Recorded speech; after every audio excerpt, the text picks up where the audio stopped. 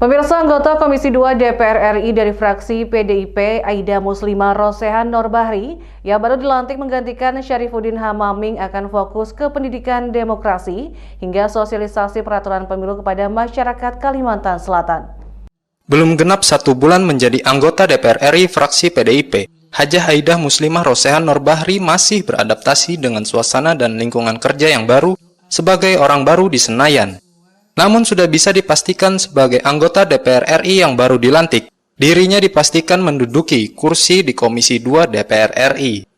Untuk itu, kedepannya Aida Muslimah berjanji akan lebih fokus ke pendidikan demokrasi, sosialisasi undang-undang peraturan pemilu, pilkada, peraturan dari Bawaslu dan KPU, kepada masyarakat Kalimantan Selatan agar kedepannya menjadi lebih baik lagi. Hal tersebut dikarenakan di Komisi 2 DPR RI, salah satu bidangnya mengurusi kepemiluan, di samping juga bersentuhan dengan pemerintahan dalam negeri, otonomi daerah, aparatur negara, reformasi birokrasi, pertanahan, hingga reforma agraria. Hal ini disampaikannya dalam giat silaturahmi bersama awak media di kediamannya di kawasan Es Parman, Banjarmasin. Ini kan belum sampai 1 bulan belum dilantik, dan mungkin adaptasi Ulun dengan lingkungan, suasana kerja yang baru, orang-orang yang baru juga ada. Ulun juga harus belajar dari situ. Tapi yang pasti Ulun pengen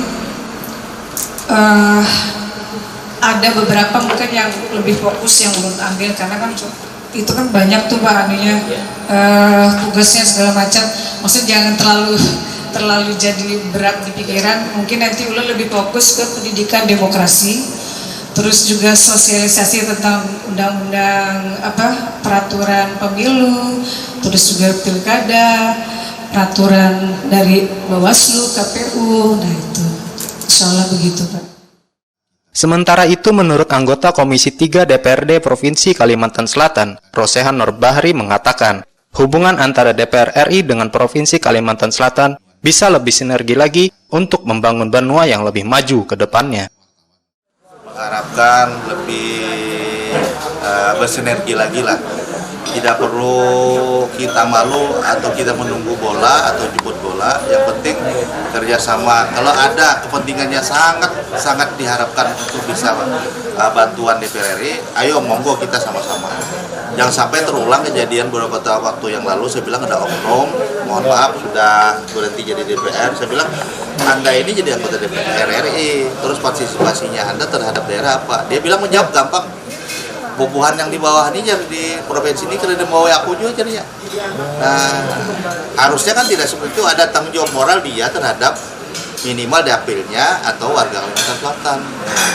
Sinergi malah. Dia harus sinergi. Untuk program kerja yang akan dijalankan, dirinya masih menunggu arahan dari Komisi 2 DPR RI.